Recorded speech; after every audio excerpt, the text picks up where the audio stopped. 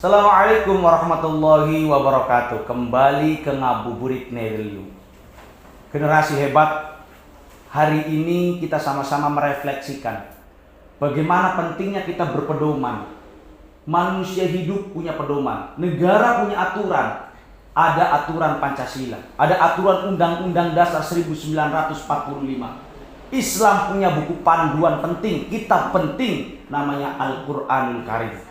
Al-Quranul Karim diturunkan di bulan suci Ramadan dengan ayat pertamanya, Iqra, bacalah. Marilah kita membaca segala sesuatu yang kita tidak tahu. Dalam perjalanan tentu ada rambu-rambu lalu lintas yang akan terpampang jelas di perjalanan itu. Kalau kita mengikutinya, tentu tidak akan terjadi yang namanya kecelakaan. Tidak terjadi sesuatu yang tidak diharapkan.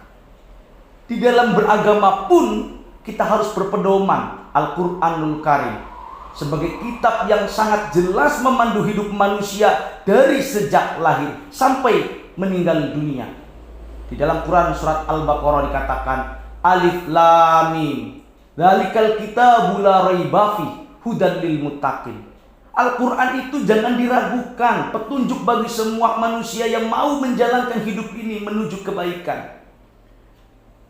Sahabat semuanya, generasi hebat, Nedelu hari ini Ngabuburit mengajak kita semuanya untuk memahami lebih dalam bagaimana Al-Quran ini diturunkan. Al-Quran diturunkan tidak langsung satu kitab dari juz 1 sampai juz 30. Dari surat Al-Fatihah sampai surat An-Nas, 114 surat diturunkan kepada Nabi Muhammad. Tidak. Al-Quran diturunkan secara mutawatir, berangsur-angsur sesuai kebutuhan bagaimana kehidupan yang dijalani Nabi Muhammad pada waktu itu. Maka mari kita sama-sama di bulan suci Ramadan yang beberapa minggu lagi akan meninggalkan kita, 15 hari lagi mungkin sejak video ini ditayangkan, di Nuzulul Quran 17 Ramadan sampai malam Lailatul Qadar dan habisnya bulan suci Ramadan. Mari kita sama-sama mentadaburi, mentafakuri, memahami secara sepenuhnya Al-Quran sebagai tuntunan umat muslim seluruh dunia. Karena di dalam Al-Quran mengandung obat, mengandung petunjuk, dan mengandung segala hal terkait permasalahan hidup. Banyak anak-anak saat ini bingung mau membaca Al-Quran karena sejak kecil tidak ditanamkan bagaimana kebiasaan membaca Al-Quran. Kalau sudah besar, tentu banyak yang malu untuk membaca Al-Quran. Maka tidak jarang juz amma di sana tertera tulisan Latin. Itu difasilitasi untuk mereka yang tidak mampu membaca Arab, membaca bahasa Arab Al-Quran.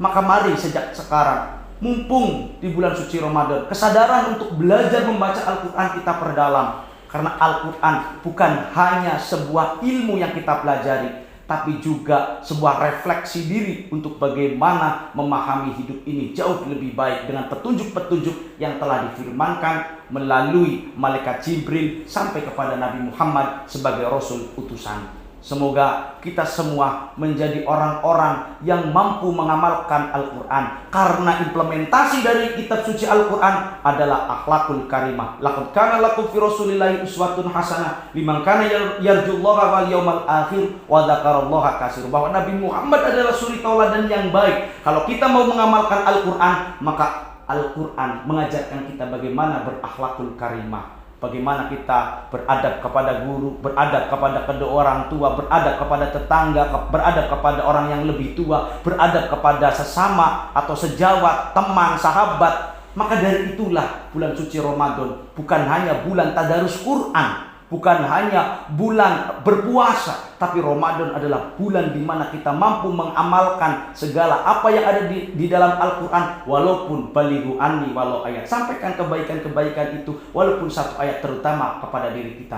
Semoga kita menjadi orang yang mampu mengintrospeksi diri, bercermin diri sebelum kita mengkoreksi orang lain atau mengkomentari keadaan orang lain dalam beraktivitas. Terima kasih. Wallahul muwaffiq ila aqwamit thoriq. Assalamualaikum warahmatullahi wabarakatuh.